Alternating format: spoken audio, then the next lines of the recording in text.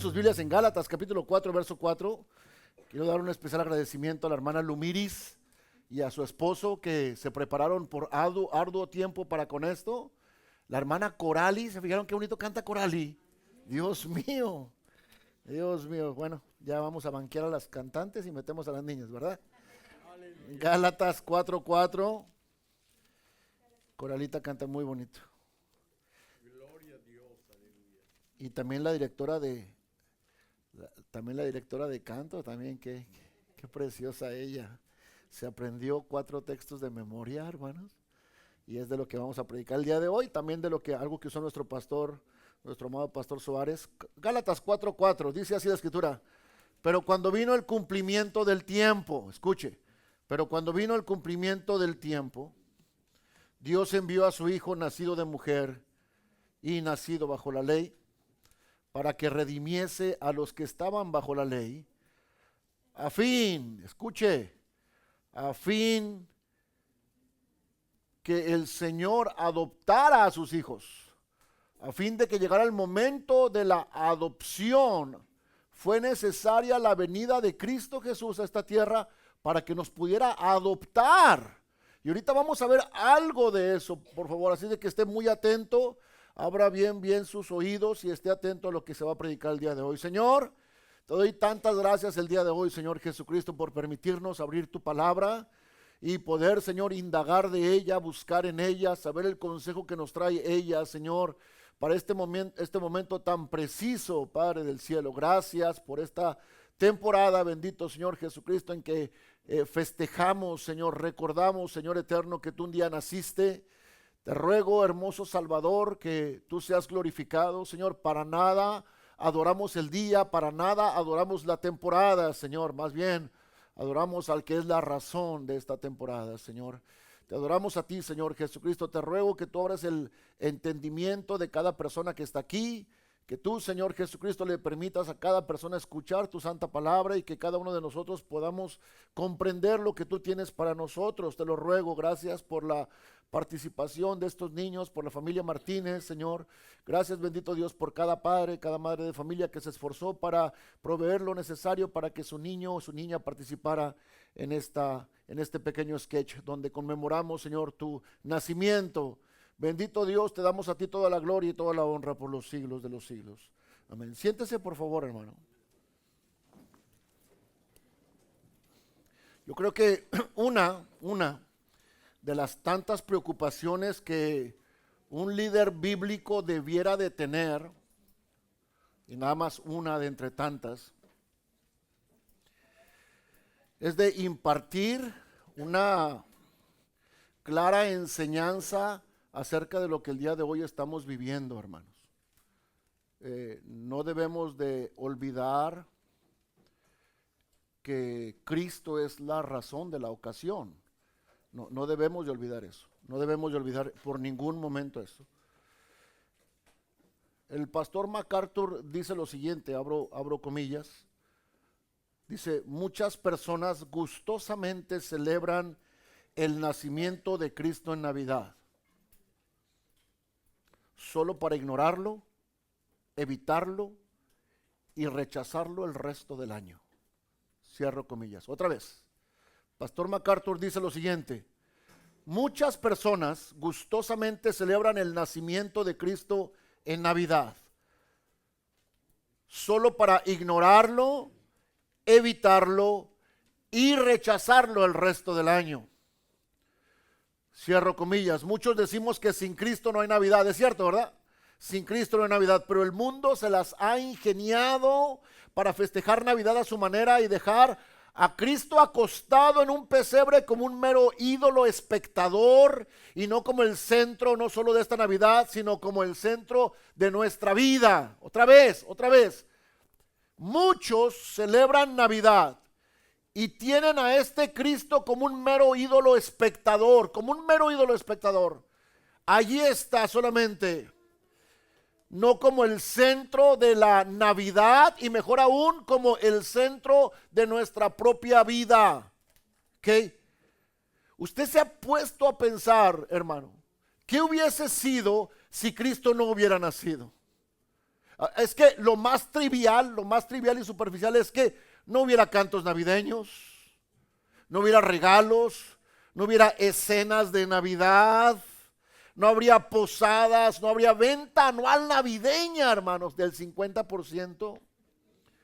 Por supuesto, no habría cena de tamales, no hubiera pavo, hermanas, no hubiera vestidos de gala ni zapatos brillosos. Pero lo que realmente importa, hermanos, nos hemos detenido por lo que realmente importa. Nos hemos detenido a pensar, ¿qué pasaría si no hubiera Navidad? Por un lado, esta pregunta es imposible, no tiene respuesta. Todo el universo está en Él, por Él y para Él, según Colosenses capítulo 1, verso 16. Porque en Él fueron creadas todas las cosas, tanto los cielos como en la tierra, visibles e invisibles, ya sean tronos o dominios o poderes o autoridades. Todo ha sido creado por medio de Él y para Él, y sin Él todo se desmorona. Sin Cristo todo se desmorona, hermanos. Esa es la importancia de Cristo en estos momentos, y no solamente en estos momentos, sino en cualquier época y temporada de nuestra vida. Si Jesús no hubiera venido, no hubiéramos conocido la fidelidad total de Dios. Es gracias a que Cristo vino que usted y yo podemos conocer la fidelidad de Dios. No conoceríamos el cumplimiento de cada una de sus promesas, incluida la primera que encontramos en Génesis 3:15. Y pondré enemistad entre ti y la mujer, y escuche, entre tu simiente, es decir, y la simiente de él. Dice, él te herirá en la cabeza y tú le herirás en el calcañar. Desde este momento, desde Génesis 3:15, hermanos, estaba estipulado que era lo que iba a pasar. Y voy a hacer un pequeño paréntesis en cuanto a esto. Es que debemos de entender que el plan de redención no fue el plan B de nuestro Dios. No fue porque Adán y Eva pecaron. No fue porque Dios no sabía que Adán y Eva iban a pecar. No, absolutamente no. Él sabía exactamente cada uno de sus movimientos, cada uno de ellos. Él lo sabía. No solamente lo sabía, hermanos, Él orquestó todo esto para que el plan de redención se llevara a cabo. ¿Por qué? Porque el plan de redención ya estaba listo. Y el plan de redención es el siguiente. Dice así: pondré enemistad entre ti y la mujer. Escuche, entre tu simiente y su simiente. Está diciendo, de esa mujer, de una mujer va a nacer el Salvador. No se entiende cómo todavía. Cuando Moisés está escribiendo esto, él no entiende esto. Hermanos míos, pongan atención a lo que voy a decir. Cuando el profeta escribía lo que escribía, él no tenía comprensión de lo que estaba escribiendo. Él no sabía lo que estaba escribiendo. Él no entendía lo que estaba escribiendo. Él solamente era la pluma de Dios. Solamente era la pluma de Dios. Solamente escribía lo que Dios le daba.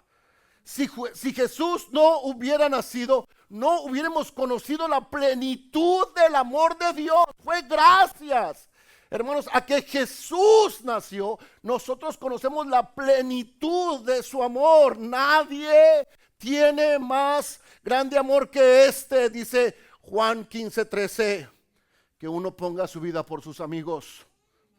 Y Dios demuestra su amor para con nosotros, dice Romanos 5:8, en que siendo aún pecadores, Cristo murió por nosotros. Vea los tiempos, por favor. Vea el siguiente texto. Dice así, dice, y Dios demuestra su amor, tiempo presente, para con nosotros, en que siendo presente continuo, en que siendo aún pecadores, Cristo decide morir por nosotros. Esa es la plenitud del amor de Dios. Si Cristo no hubiera nacido, nunca hubiéramos conocido la plenitud del amor de Dios. Si Jesús no hubiera nacido, no conoceríamos la profundidad de la humildad y la compasión de Dios hacia nosotros.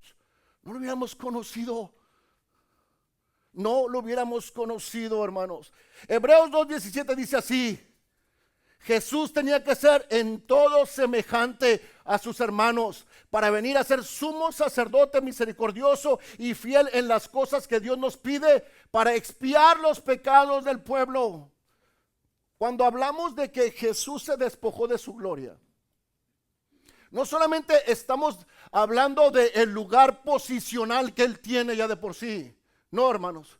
Estamos hablando de que Él dejó la alabanza continua que se le daba. Él dejó no solamente la alabanza continua que se le daba. Él dejó la misma presencia del Padre con el cual Él moraba continuamente para venir a esta tierra. Dejó la alabanza, la adoración, eso está allá, muy allá. Pero la presencia de Dios con el Padre, Él la dejó para venir a esta tierra. Para poder ser semejante a nosotros y cumplir con ello la profecía de Génesis 3:15, que era necesario que naciera de la simiente de la mujer. Si Jesús no hubiera nacido, hermanos, si Jesús no hubiera estado en esta carne, Él nunca hubiera sabido lo que son tentaciones, sufrimientos. Sin embargo, lo hizo. ¿Por qué? Porque Él es el abogado perpetuo nuestro, misericordioso que necesitamos. Si Jesús no hubiera nacido, no conoceríamos su muerte expiatoria, ni su resurrección vivificante. Por lo tanto, no conoceríamos nuestra propia salvación. No habría salvación para los pecadores. Pero la Escritura nos dice en Romanos 5:10, si siendo enemigos fuimos reconciliados con Dios por la muerte de su Hijo, mucho más estando reconciliados seremos salvos por su vida. Hermanos, si Jesús no hubiera nacido, no habría ninguna esperanza de evadir el infierno. Otra vez, si Jesús no hubiera nacido, no hubiera ninguna esperanza de evadir el infierno. Usted, yo, mi esposa, mis hijos, mis nietas, todos iríamos con pie al infierno. Pero fue gracias a que Jesucristo quiso nacer. Mejor dicho, fue gracias al pleró. La palabra pleró dice que es gracias al cumplimiento. Esta palabra cumplimiento no encierra lo que la palabra pleró en griego quiere decirnos. Porque la palabra pleró en griego lo que nos quiere decir es que usted llena este recipiente de agua, lo cierra y explota porque ya no puede contenerlo más el líquido. Lo que está diciendo el texto es que llegó el momento preciso donde el tiempo no podía esperar más y el cumplimiento se llevó a cabo, no en el tiempo Kairos, sino en el tiempo Cronos. En nuestro tiempo ya no pudo soportar más y Dios envió a su Hijo. Dios lo envió en el cumplimiento del tiempo. Es que no fue una coincidencia que César Augusto dictara un edicto. No lo fue, hermanos. Póngase a pensar por un instante. Si José y María hubieran salido una semana antes, entonces el que nacería no era el Salvador. Porque el Salvador tenía que haber nacido ¿en dónde? En Belén. Pero para que ellos se transportaran a Belén, tenemos que entender el término y lo histórico de esto es, eran exageradamente pobres.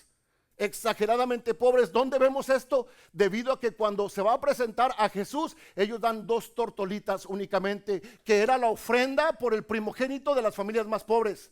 Lo más barato que podían encontrar eran las tortolitas. Ellos las podían coger, las podían tomar y presentarlas.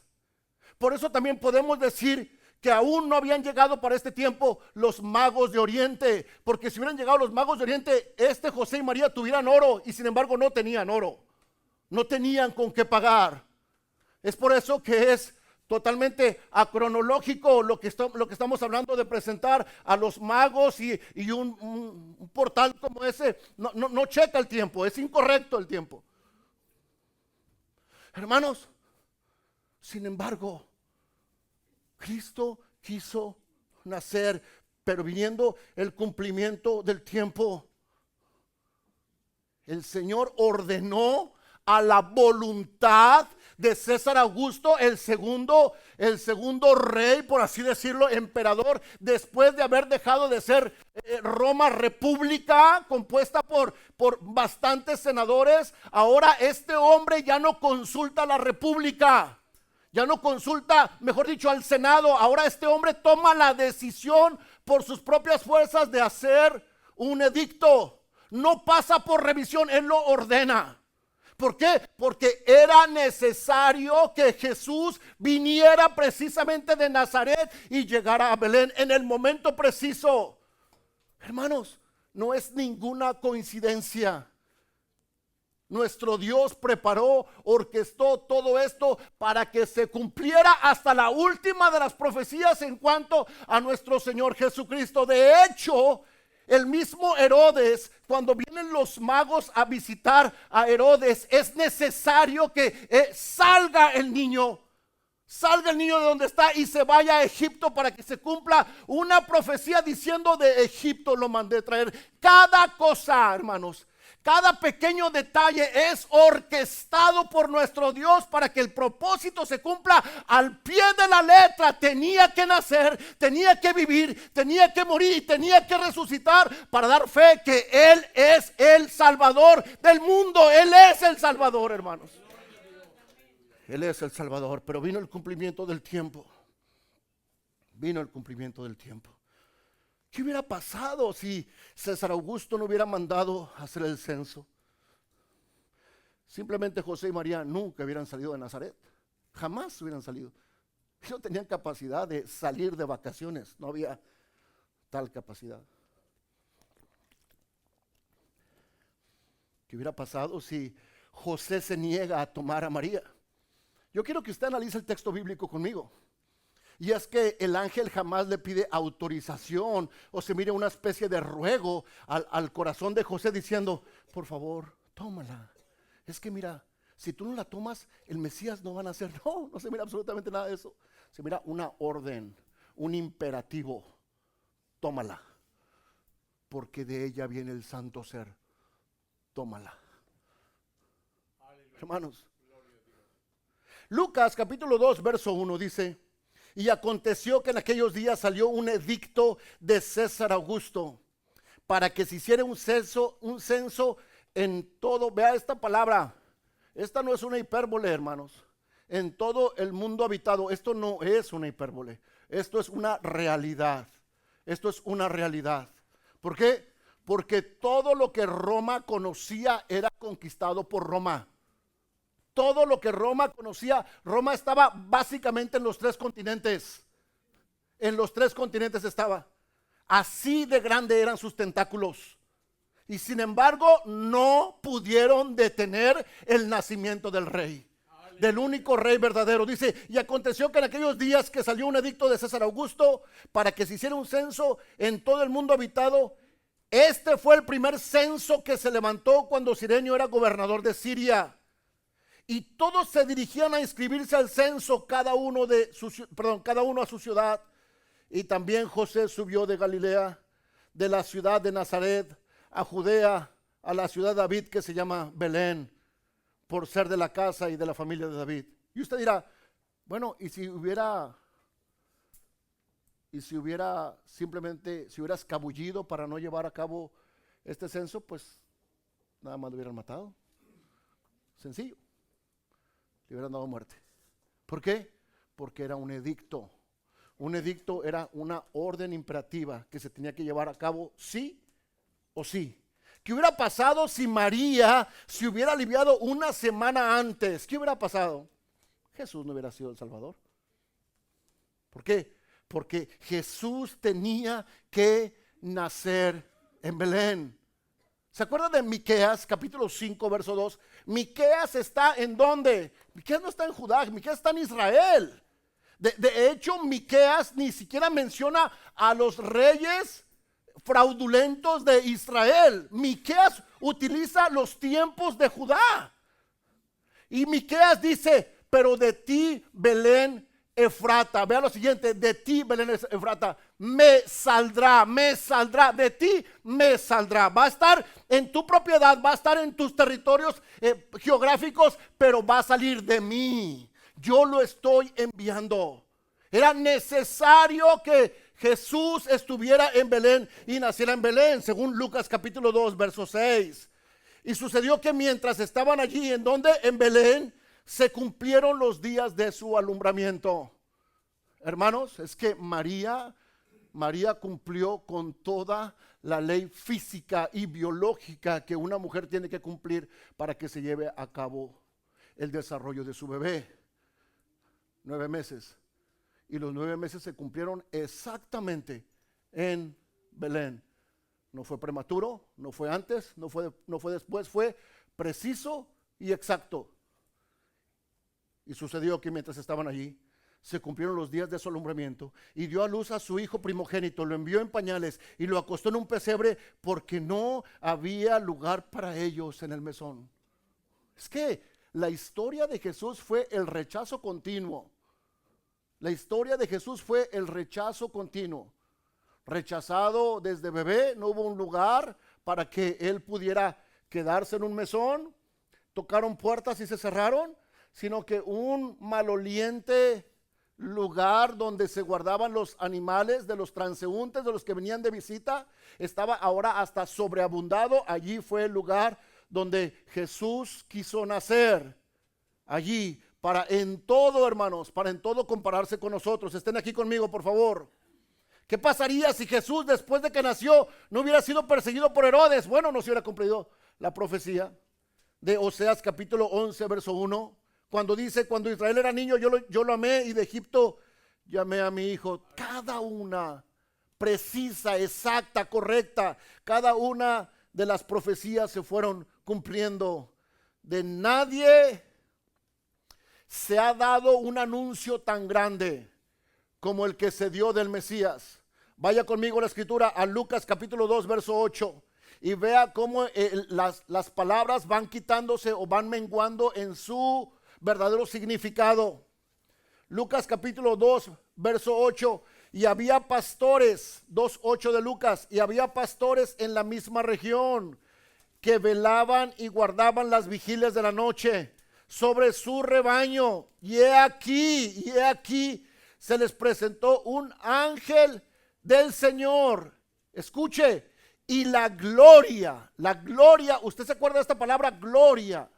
La gloria es la que hemos visto cuando hubo la transfiguración y que estaban por ahí 3 de los discípulos y que estuvo por allí Moisés. ¿Se acuerdan de esta transfiguración? Bueno, esa fue la gloria de Dios, pero esa gloria también la vemos por acá, por ejemplo, con Moisés, cuando Moisés se esconde entre una peña, ahí vemos la gloria de Dios, pero también la vemos, por ejemplo, en la visión de Isaías, vemos la gloria de Dios. De hecho, la gloria de Dios también se ve cuando el pueblo está atravesando el desierto y ve una columna de fuego. Esa es la gloria de Dios, es la gloria de Dios, lo que en hebreo se le llama la Shekinah. Y ahorita vamos a ver esto porque nosotros leemos entre líneas y solamente vemos la gloria de Dios.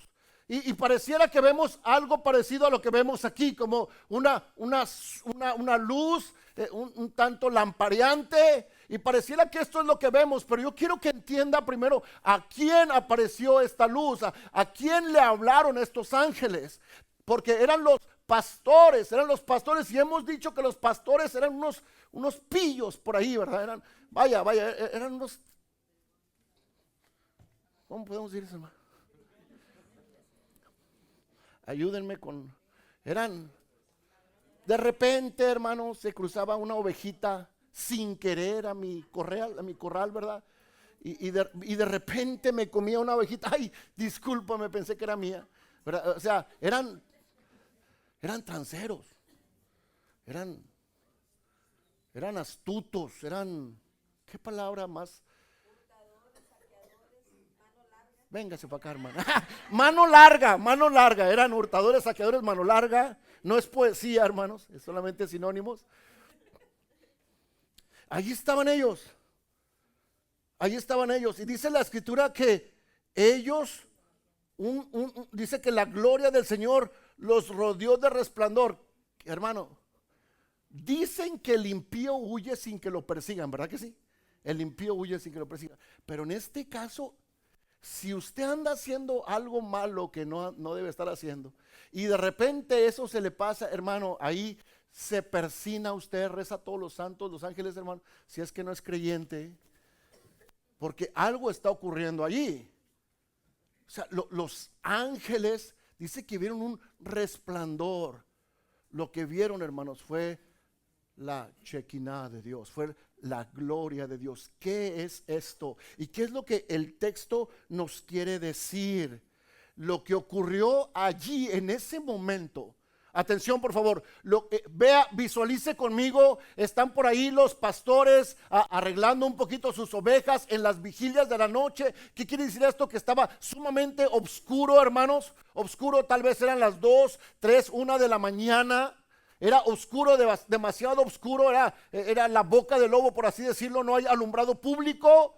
Hermanos, ellos están poniendo a descansar a sus ovejas, y dice que en medio de esa noche la gloria del Señor los rodeó de resplandor, y dice, y tuvieron gran temor. Esa palabra tuvieron gran temor realmente está muy reducida. Ellos estaban temblando de terror. Estaban sumamente asustados, hermano. Yo no dudo que hasta alguno de ellos se haya orinado por causa del terror que en ese momento estaban llevando a cabo. Lo que ocurrió en ese momento se compara a la experiencia que tuvo Moisés en el desierto, donde hasta su rostro quedó de tal fuerza que tuvo que usar un velo para no enceguecer a los demás hermanos que lo veían. Cuando Salomón inauguró el templo, usted recuerda que Salomón inauguró el templo y los sacerdotes tienen que salir del templo debido a que el templo se llenó de humo y no podían ministrar porque la gloria de Dios estaba en el templo, la gloria de Dios estaba allí. O la visión que tuvo Isaías, ¿se acuerda la visión que tuvo Isaías? Donde dice que las faldas llenaban el templo, hermano, ni siquiera adentro, por encima sus faldas, la gloria de Dios. Pero no solamente eso, sino que también Isaías nos dice que había ángeles, serafines con 6 alas. Vea lo siguiente, 6 alas, con 2 alas cubrían sus pies, pero había otras 4 alas, 2 de ellas tapaban su rostro. ¿Para qué? Para no ver la gloria de Dios. Ni ellos ni los ángeles divinos podían ver la gloria de Dios. Lo que los pastores vieron ahí fue algo sumamente aterrador. Tuvieron un terror, hermano, de los terrores más fuertes que un ser humano puede recibir. No pasó un paro cardíaco en sus corazones simplemente porque Dios no lo permitió, porque necesitaba testigos para eso que estaba ocurriendo. Lo que los pastores vieron fue espantoso, hermano. Fue aterrador, fue horrible, fue horrendo, fue espeluznante, fue terrorífico, fue estremecedor, fue perturbador, hermanos. Lo que ellos vieron fue de mucho miedo, y así, de esta forma, fue anunciado el nacimiento del Mesías. De esta manera, Jesús es único. Él nunca quiso ganarse el afecto de la gente como los artistas o los políticos o los deportistas. Dios, al haber enviado a su Hijo, resulta ser de bendición para unos y de perjuicio para otros. Resulta ser de beneficio para algunos y de piedra de tropiezo para otros. Hermanos, ¿usted cómo recibe al Salvador? ¿Usted cómo lo recibe? ¿Usted lo ignora? ¿Usted solamente le gusta Navidad porque hay comida, porque hay reunión familiar, porque hay regalos?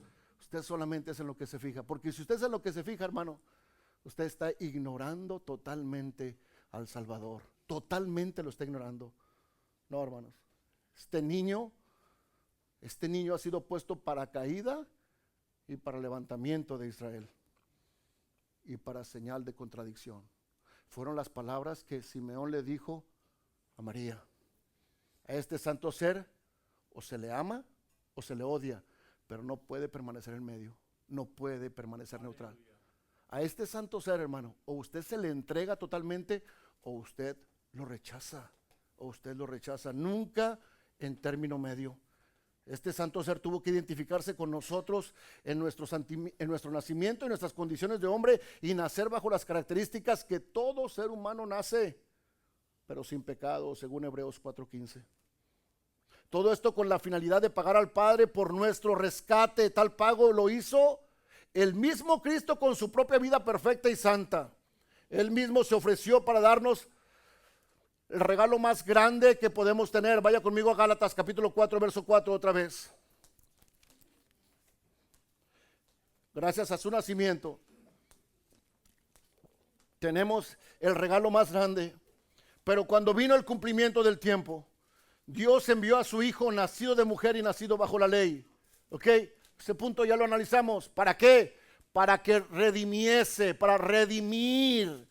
La palabra redimir es volver a comprar, es volver a adquirir, es pagar un precio por algo que ya es tuyo.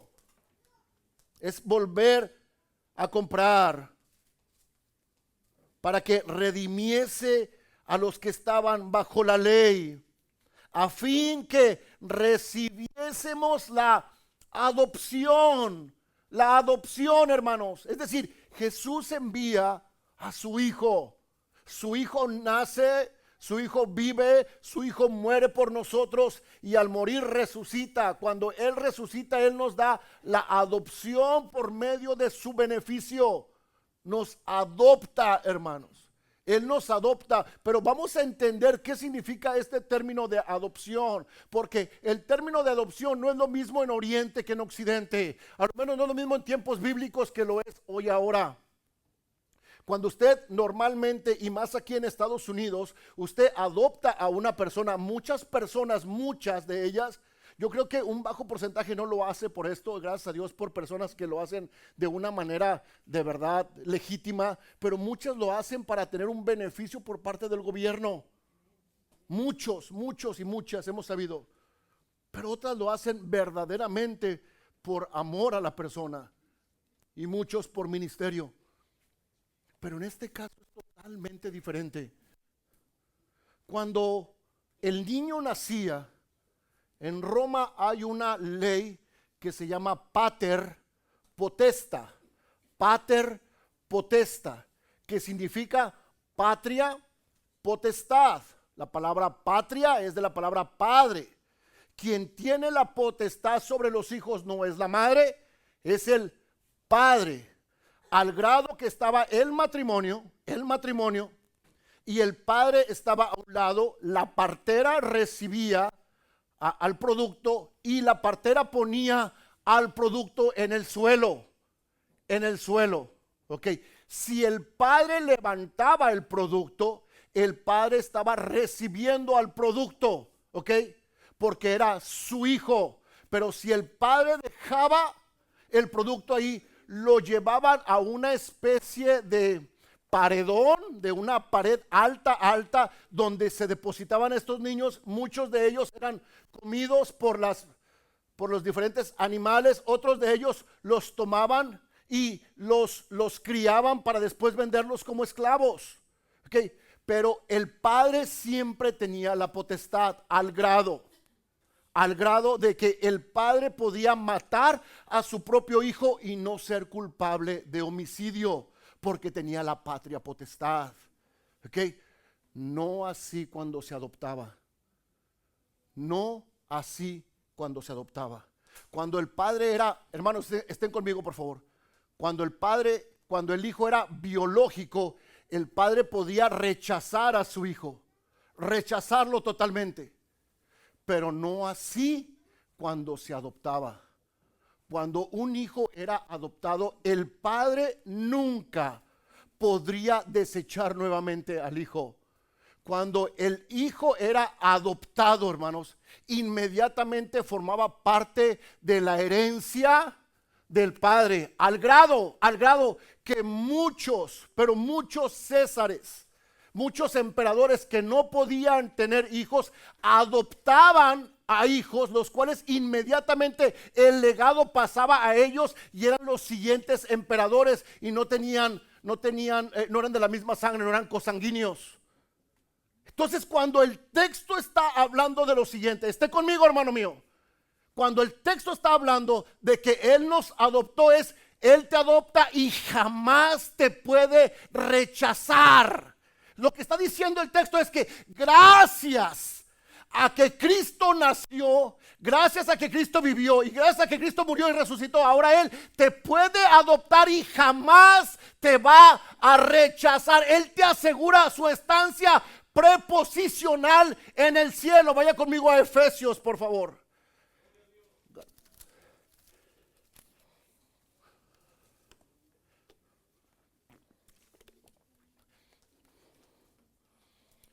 Capítulo 1, verso 3. Bendito sea el Dios y Padre de nuestro Señor Jesucristo. Escuche, que nos bendijo con toda bendición espiritual en los lugares celestiales en Cristo. Esto se llama verdad preposicional. Pre porque es futura, posición porque ya estamos. ¿Ok? Nos está diciendo, tú ya tienes un lugar asegurado. El mismo Jesús les dijo, es que si no fuere así, o sea, si no les tengo un lugar, si no fuera así, entonces me iría a prepararles un lugar. Pero es que su lugar ya está preparado. ¿Para qué me voy a eso? Su lugar ya está preparado. Al contrario, me voy a eso para que venga ahora el Consolador y les ayude. Les asegure. Bendito sea el Dios y Padre de nuestro Señor Jesucristo, que nos bendijo con toda bendición espiritual en los lugares celestiales en Cristo. Escuche, según nos escogió, ¿en quién? En Él, antes de la fundación del mundo, para que fuésemos santos y sin mancha delante de Él, en amor, habiéndonos predestinado para ser adoptados hijos suyos por medio de Jesucristo. Si Jesucristo no viene, tal adopción no se lleva a cabo. Ahora, ¿por qué lo hizo? Simple, según el puro afecto de su voluntad. Es decir, no, hermano, ni usted y yo tenemos nada especial para que Él nos haya elegido. Es según el puro afecto de su voluntad. Contestando la pregunta de Romanos capítulo 9. Que el Señor eligió a uno y desechó a otro, aún antes de que hubieran hecho alguna obra, porque aún no habían nacido y no habían hecho ni bien ni mal. Pero el texto sigue hablando. Verso 6, para alabanza de la gloria de su gracia, en la cual, vea este texto, nos hizo aceptos en el amado, para alabanza de la gloria de su gracia. Hermanos, cuando estamos festejando Navidad, estamos festejando que la oportunidad más grande del ser humano se abrió. En el Antiguo Testamento, Moisés, misma Sara, Abraham, cualquiera de los patriarcas, miraban hacia el futuro. Y todo lo hacían mirando hacia el futuro. Dice, vaya conmigo a Hebreos, por favor. Capítulo 11, verso 23. Por la fe, Moisés cuando nació fue escondido por sus padres por 3 meses, porque le vieron niño hermoso y no temieron el decreto del rey. Por la fe, Moisés, hecho ya grande, rehusó llamarse hijo de la hija de Faraón, escogiendo antes, vea lo siguiente, estamos hablando de Moisés, escogiendo antes ser maltratado con el pueblo de Dios que gozar de los deleites temporales del pecado, teniendo por mayores riquezas el vituperio de Cristo. Cuando Moisés miraba hacia enfrente, hermanos, miraba hacia Cristo, miraba hacia el futuro. Ahora nosotros miramos hacia la cruz, miramos al pasado, miramos a esa cruz en la cual todo se llevó a cabo. Miramos, hermanos, el pesebre, miramos la vida y trayectoria del santo y justo. Miramos la cruz del Calvario y escuchamos audiblemente la voz del Señor diciendo, consumado es. Pero también resuena una voz desde el cielo diciendo, ¿qué estás haciendo mirando a ese lugar? El mismo que se fue vendrá otra vez. Es la promesa de Dios. Cristo va a venir otra vez, hermanos. Y esa es nuestra esperanza. Cuando usted y yo festejamos Navidad, estamos festejando que el Rey de Gloria quiso nacer para darnos un lugar en su presencia, para redimirnos del pecado. Hermanos, cuando usted diga, por favor, feliz Navidad, piense perfectamente las palabras que están saliendo de su boca. Y de verdad, enfóquese no solamente en la familia, porque los huérfanos pueden celebrar Navidad sin ningún problema. Piense, hermano, no solamente en la comida, porque el pobre puede celebrar Navidad sin ningún problema. Hermanos, cuando piense en Navidad, piense, por favor, en que Jesucristo se hizo hombre y que habitó entre nosotros y que vimos su gloria, gloria como la del unigénito Hijo del Padre, lleno, saturado de gracia y de verdad. Hermanos míos amados, feliz Navidad. Señor Jesucristo, gracias te damos en esta hora, Dios, por tu grande compasión y misericordia con que tú nos has salvado, Dios del cielo. Gracias por la obediencia de tu Hijo. Gracias por Jesucristo que quiso venir, que quiso nacer, que quiso estar entre nosotros, que quiso habitar, despojarse de todo y estar entre nosotros, Señor. Gracias. Gracias por la humillación de tu Hijo. Gracias por haberse hecho obediente hasta la misma muerte, hasta lo sumo, hasta lo más profundo, con tal de agradarte y glorificarte a ti solamente, Dios. Te damos gracias en esta hora. Te damos gracias por haber nacido. Sinceramente, Señor, lo que me importa es que naciste. Y lo que me importa más aún es que naciste en mi corazón, Señor. Ahora está el corazón de aquí, de tus hijos, de los que tú has llamado precisamente para el día de hoy. Yo te ruego, Señor, que les estorbes, que les molestes. Yo te ruego que les inquietes, que no les dejes en paz, hasta que nazcas en sus corazones. Mi oración es que cada uno de ellos se pueda arrepentir, que nos podamos arrepentir genuinamente delante de tu presencia. Que podamos reconocer, Señor, que tú eres el Dios de la gloria, que tuvo compasión de nosotros y que hizo lo impensable, venir a habitar a la tierra, tomar forma humana, siendo hombre y siendo Dios, para morir por cada uno de nosotros según tu santa palabra, según tu evangelio, Señor. Padre del cielo, qué grande privilegio. Yo te ruego, Señor Jesucristo, que cada uno, que cada jovencito, que cada jovencita, que cada niño, que cada niña, Señor, que cada adulto, Padre, cada hermano, cada hermana, pueda entender esto en su corazón. Que el hecho de que podamos sentarnos el día de hoy a la mesa a compartir alimentos, Señor, es algo sumamente superficial. Que el verdadero enfoque debe de estar, Señor, en que tú quisiste nacer, quisiste vivir, quisiste morir para darnos vida a nosotros y vida en abundancia, según tu santa palabra. Ahora te ruego que tú bendigas a tu pueblo, bendice a tu iglesia. Glorifica tu santo nombre, Señor Jesucristo, como siempre lo haces. En tu nombre oramos, Señor Jesucristo. Tu pueblo el día de hoy dice: